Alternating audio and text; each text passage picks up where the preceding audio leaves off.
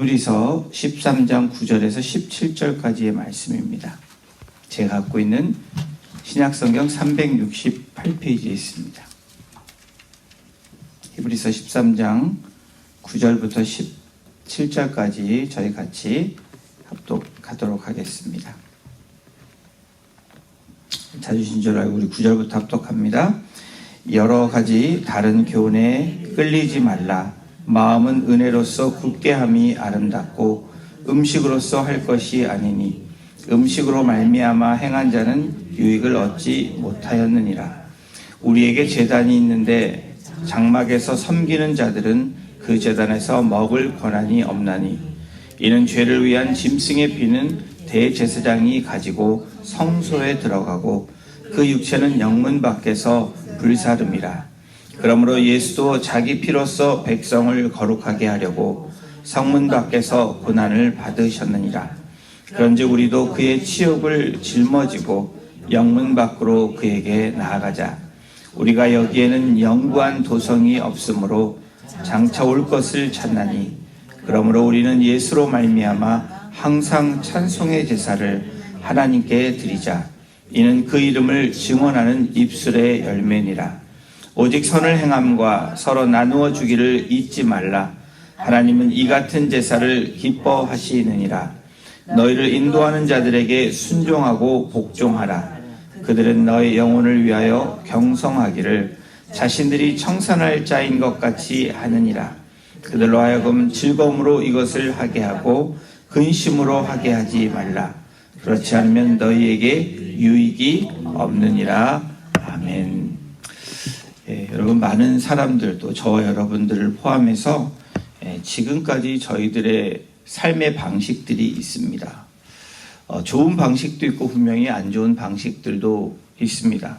우리는 그걸 습관이라고 얘기도 하죠.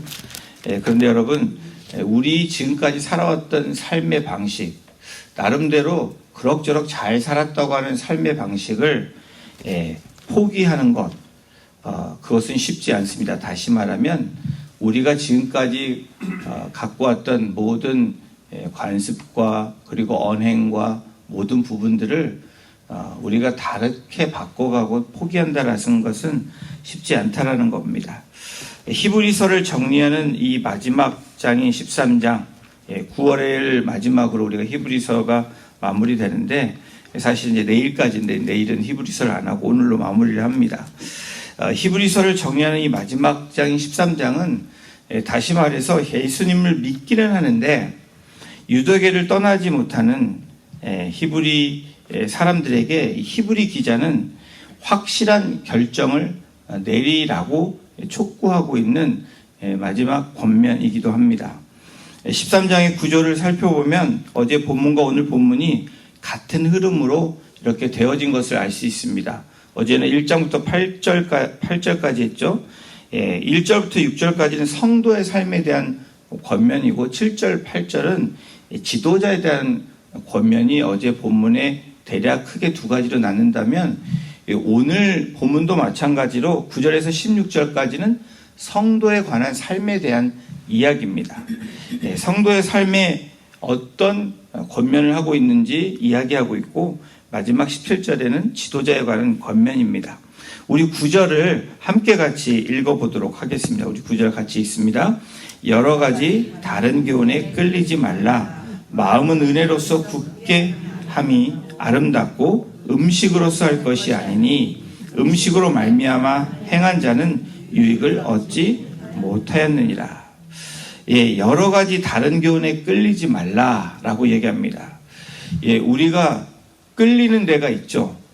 우리의 귀가 때로는 다른 것에 쫑긋하고 귀가 얇다는 그렇게 이야기하는 사람들은 다른 말에 굉장히 귀를 청종하는 것을 우리가 종종 경험할 수 있습니다. 우리 자신도 그렇죠. 끌리는 것. 그런데 오늘 9장의 시작은 여러 가지, 우선적으로 여러 가지 다른 교훈, 이상한 교훈에 따라가지 말라라고 촉구합니다. 히브리 기자가 말하는 이 다른 교훈은 뭘까요?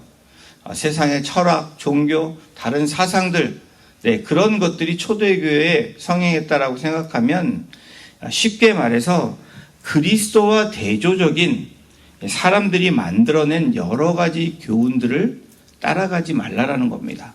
그것에 귀를 기울이지 말고 그것에 시선을 두지 말라라는 거예요. 대신 마음의 은혜로서 굳게함이 아름답다라고 얘기합니다. 여러분, 유대교에서 지금까지였던 모습에 대해서 그 삶의 방식을 이제는 새롭게 나아가라라고 유대교 그리스도인들에게 지금 촉구하고 있는 겁니다. 그러면서 음식을 통해서 드려지는 의식이 아니라 하나님의 은혜로만 사람의 마음을 견고케 할 수 있다. 그 견고한 마음이 아름답다라고 이야기합니다. 여러분, 우리의 삶에서 가장 아름다울 때가 언제일까요? 여러분의 꽃을 피웠던 시기를 생각해 보십시오. 그러면서 지금의 삶을 돌아보면서 가장 아름답다고 여러분들이 경험할 때는 언제입니까? 마음의 은혜를 받을 때 우리의 나타나는 표정, 또 우리의 삶의 방식, 언어들, 이 부분들이 바뀌어지게 되었던 우리의 과거를 우리가 생각해 볼 수 있습니다. 또 여전히 지금도 그러한 삶을 살아가고 있다면 은혜 안에서 마음을 굳게 한 분들입니다. 유대교에서 지금까지였던 모습에 대해서 삶의 방식을 포기하는 것. 어쩌면 오늘 저와 여러분들에게도 하나님이 말씀하신 우리가 다른 교훈에 귀를 기울이고 시선을 두었다면 가장 아름다운 모습은 예수 그리스도 안에 속하고 그 말씀에 속한다는 것을 말씀하고 있는 것입니다. 음식을 통해서 드려지는 의식이 아니라 하나님의 은혜로만 우리가 마음이 견고해지고 아름답게 될 수 있다는 것을 말씀하고 있습니다. 이 말을 다르게 표현하면 이렇습니다. 사람들의 마음을 끄는 것은 의식이 아니라 하나님의 은혜만이 하나님과 우리의 관계를 견고케 한다라는 말로도 우리가 해석할 수 있습니다. 사도 바울이 고린도전서 8장 8절에 이렇게 말하고 있습니다. 음식은 우리를 하나님 앞에 내세우지 못하나니 우리가 먹지 않는다고 해서 더 못 사는 것도 아니고 먹는다고 해서 더 잘 사는 것도 아니니라. 그리스도인의 삶에서 필요한 이 공급해주는 영적인 공급을 해주는 것은 음식에 관한 규정이 아니라는 겁니다. 이 고린도전서에서 사도 바울이 이 우상에게 드렸던 음식에 대한 이야기도 하고 또 오늘 이 히브리서 기자의 음식에 대한 이야기하는 것이 바로 제사와 관련된 것을 이야기합니다. 이 음식에 관한 규정이 아니라 하나님의 은혜로 나아간다라는 겁니다. 다시 말하면 우리에게 있는 제단에는 장막에서 섬기는 자들이 함께 할 수 없다라고 그 당시에 구약의 제사를 따랐던 유대인들에게 이야기합니다. 그러면서 히브리서 13장 10절에 이렇게 이야기합니다. 우리에게 제단이 있는데 장막에서 섬기는 자들은 그 제단에서 먹을 권한이 없다라고 이야기합니다. 이 구절은 신자인 유대인과 그렇지 않은 유대인들이 가지는 이 특권을 비교하기 위해서 지금 제사의 이 제도를 상징적으로 비유적으로 이야기하고 있는 겁니다. 그리스도인이 된 유대인들, 그리스도인 된 저희들, 주님의 대속을 통해서 특별한 제단, 우리가 지성소로 들어갈 수 있는 특권을 저희들이 가졌다라는 거예요. 그것을 믿지 않는 유대인들은 여전히 그 과거의 습관과 해왔던 것들에 그대로 나아가고 있다는 것을 그렇게 지적하고 있는 겁니다. 다시 말하면 여전히 새 피조물이 됐는데 새 사람이 되었다고 이야기하는데 여전히 과거에 머물러 있는 유대 그리스도인들에게 지금 이야기하고 있는 겁니다. 히브리 기자는 우리에게 제단이 있다라고 말하면서 그 제단에는 그리스도와 함께 그리고 베풀어 주신 은혜를 경험하며 누리는 특권이 주어졌다라는 겁니다. 여러분, 여러분의 제단이 있으십니까? 그 제단의 중심이 누구이십니까? 우리의 예배의 중심이 누구이냐라고 묻는 질문과 같은 말이기도 합니다. 그 예로 구약의 제사에 대해서 11절에 이렇게 설명합니다. 이는 죄를 위한 짐승의 피는 대제사장이 가지고 성소에 들어가고 그 육체는 영문 밖에서 불사름이라.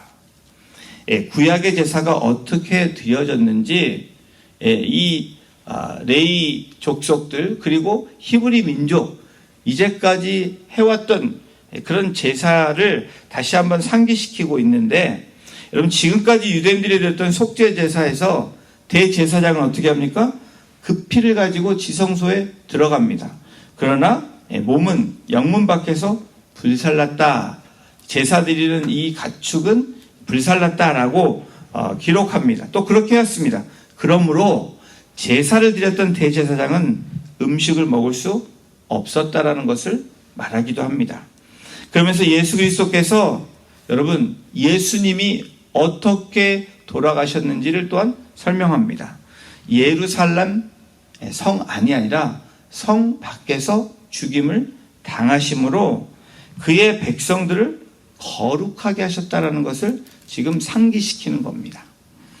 그러면서 히브리 독자들에게 유대교의 진영 밖으로 나아갈 것을 권고하고 있습니다. 다시 말하면 과거의 삶에 묶여있는, 과거의 습관에 묶여있는, 전통에 묶여있는 데서 영문 밖으로 나아가는 바로 주님이 가셨던 그 길을 걸어가라 라고 권고하고 있는 겁니다.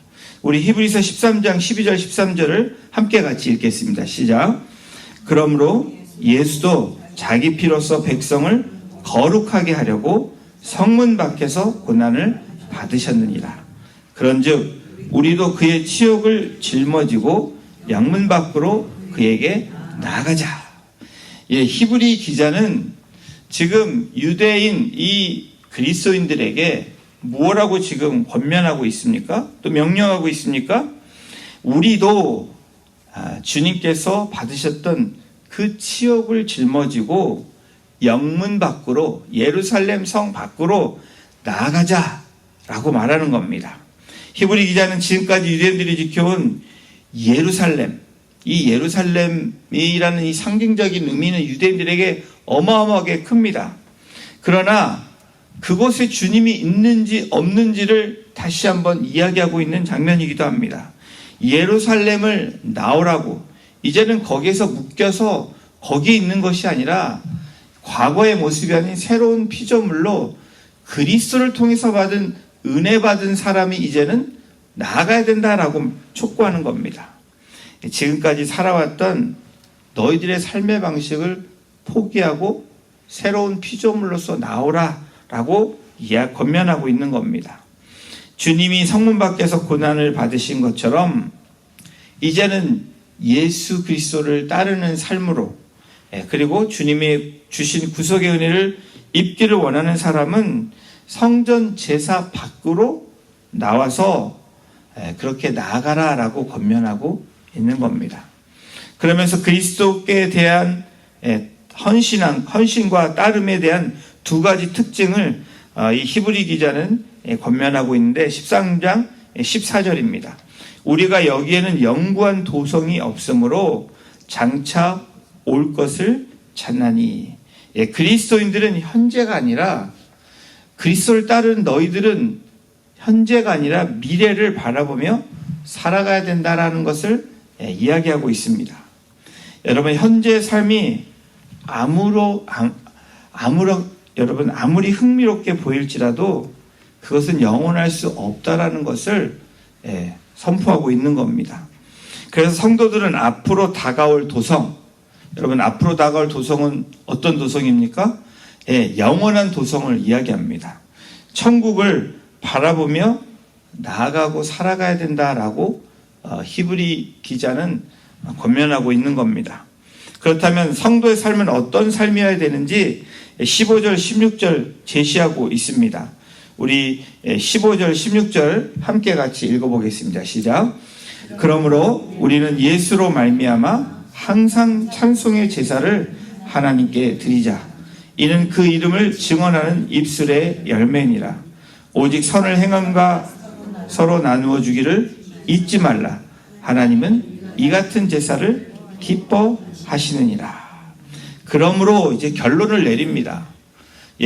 이제까지 제사에 대한 이야기, 그리고 과거에 대한 이야기를 했으면서 이제 그러므로 앞으로 그리고 너희들이 해야 될 그 일들이 무엇인지를 삶의 방식과 새로운 삶의 습관을 히브리 기자는 이야기하고 있는 겁니다. 예수로 말미암아, 누구로 말미암아라고 얘기합니까? 다른 것들로 말미암아라는 게 아니라 오직 예수를 선포하고 있습니다. 예수로 말미암아 항상 찬송의 제사를 하나님께 드리자. 찬송의 제사를 드리라. 그 찬송의 제사를 드리는, 항상 드리는 사람이 새로운 사람의 모습이다라는 걸 이야기합니다. 예수로 말미암아 항상 찬송의 제사를 하나님께 드리자. 어떤 제사를 드리라고 히브리 기자는 말합니까? 찬송의 제사입니다. 찬송의 제사가 뭘까요? 매번 우리는 이제 과거의 이 구약의 제사를 드리는 것이 아니라 이제 하나님의 은혜를 경험한 그 대속의 피로 말미암아 은혜 받은 그리스도인들의 삶은 어떤 삶이어야 되냐?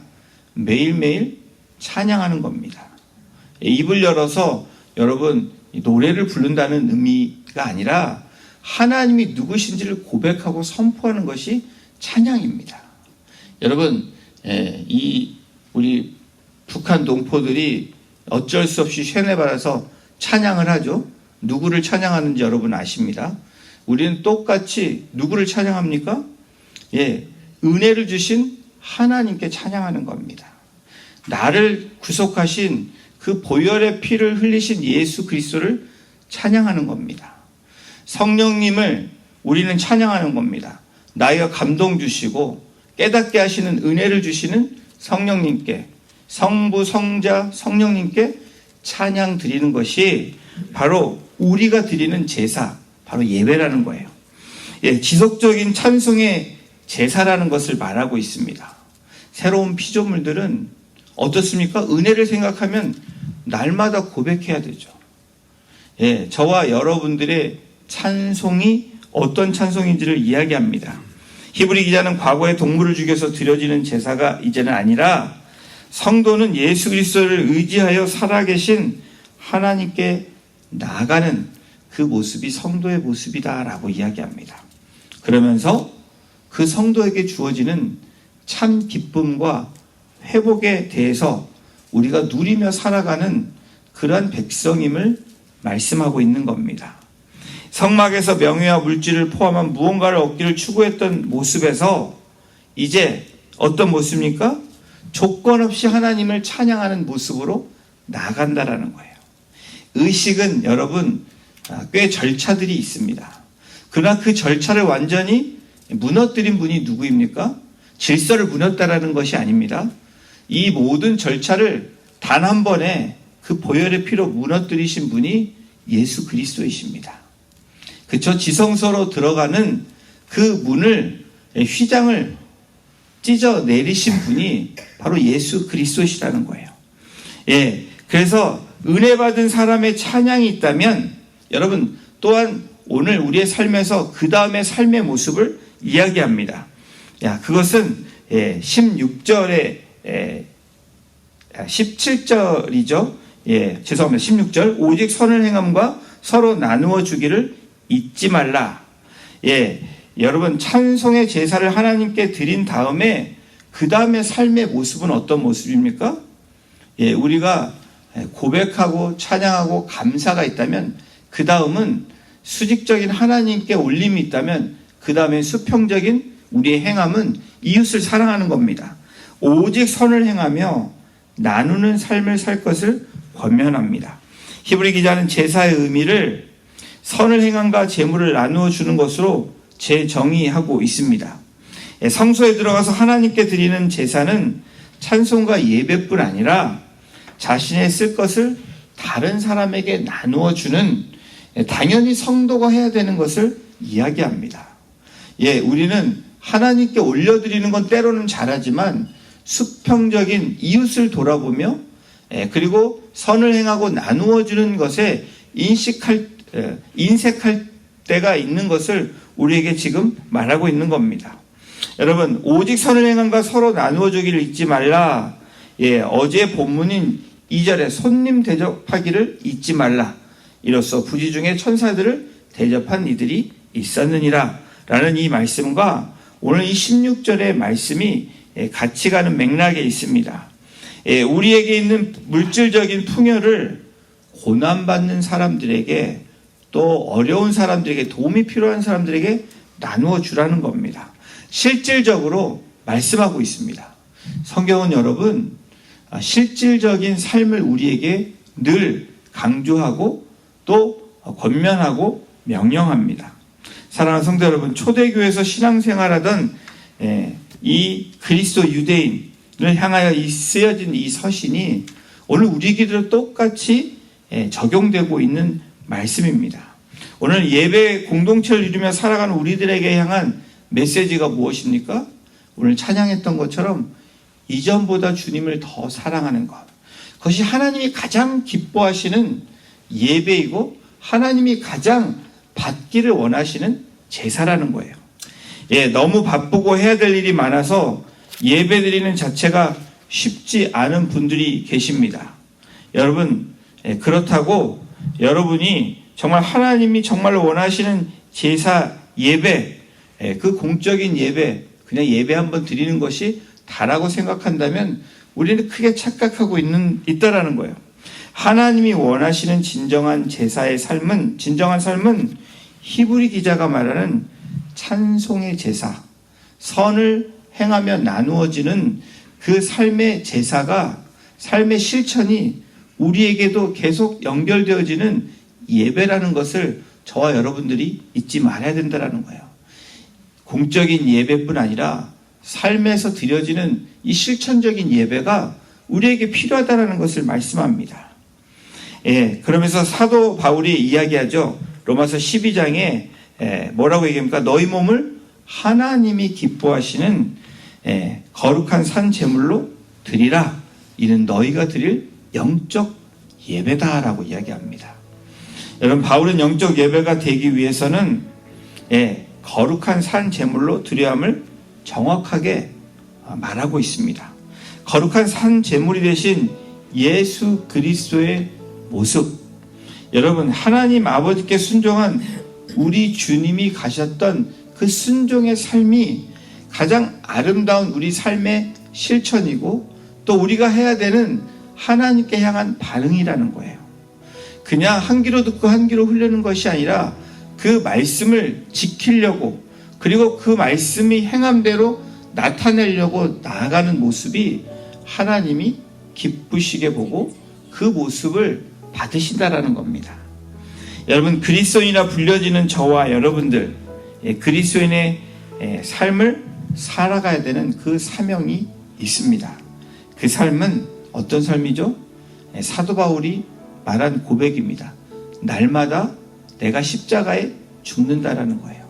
내 의지와 내 경험과 내가 갖고 있는 모든 것들을 뒤로하고 하나님 앞에 먼저 나아가는 삶, 하나님께 먼저 드려지는 삶, 그리고 하나님이 말씀하시는 대로 그대로 따르며 실천하는 삶이 십자가에 내가 날마다 죽는 삶이라는 겁니다.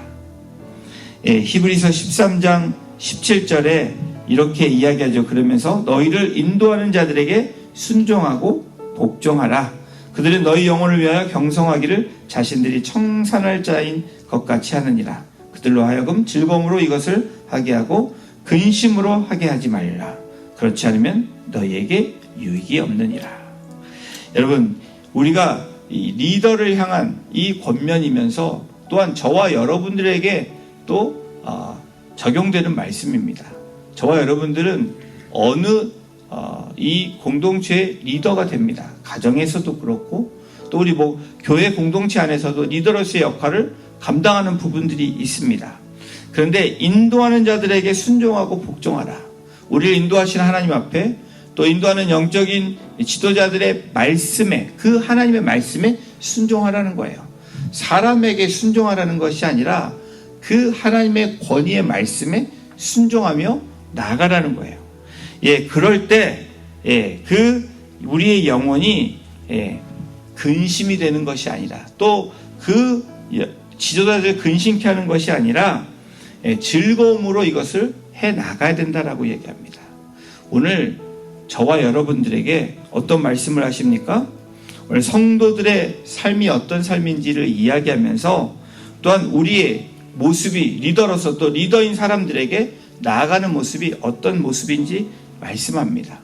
우리의 주인 되신 하나님 앞에 근심함으로 나아가는 저와 여러분이 되지 않기를 소망해 봅니다. 우리는 기쁨으로 나아갈 뿐 아니라 진짜 찬송의 제사가 무엇인지 또 선을 행하고 또 우리가 나누어 주기를 힘쓰는 그러한 수직적인 수평적인 그 삶이 우리가 되어질 때 하나님이 가장 기뻐하신다는 것을 우리에게 오늘 히브리 기자를 통해서 말씀합니다. 사랑하는 성도 여러분, 오늘도 그런 거룩한 산 제물로 주님이 그렇게 하나님 앞에 드리셨던 것처럼 그러한 삶이 그 드림이 저와 여러분들에게 또 우리의 삶에서 일어나기를 주님의 이름으로 축원합니다. 기도하겠습니다.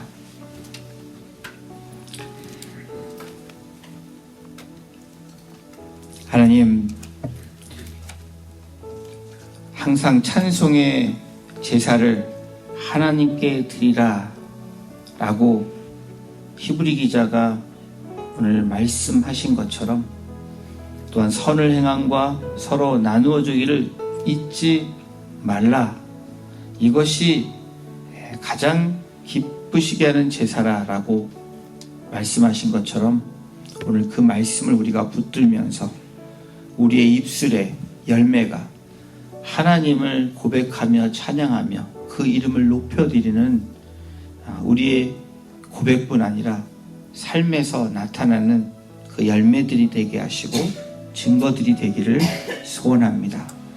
주님이 영문 밖으로 나가 그 십자가에서 그 피 흘리심으로 인류를 구원하시고 영혼들을 구원하셨던 것처럼 오늘 그 사명이 우리에게 다시 바톤 터치가 되므로 우리가 그렇게 나아가는 자들로, 복음을 전한 자들로 입술의 고백을 통하여 하나님께 찬송하며 이웃을 돌보는 일들로 우리에게 주신 그 사명을 감당하는 하루가 되게 하시고 우리의 인생이 되게 하셔서 하나님께는 영광이 되는 삶, 우리에게는 기쁨과 감사가 늘 충만한 삶이 될 수 있도록 우리 성도님들 한 분 한 분을 오늘도 만나주시고 말씀하여 주시고 동행하여 주시기를 간절히 간구하며 이 모든 말씀 우리 구원자 되신 예수님의 이름으로 감사하며 기도드렸습니다.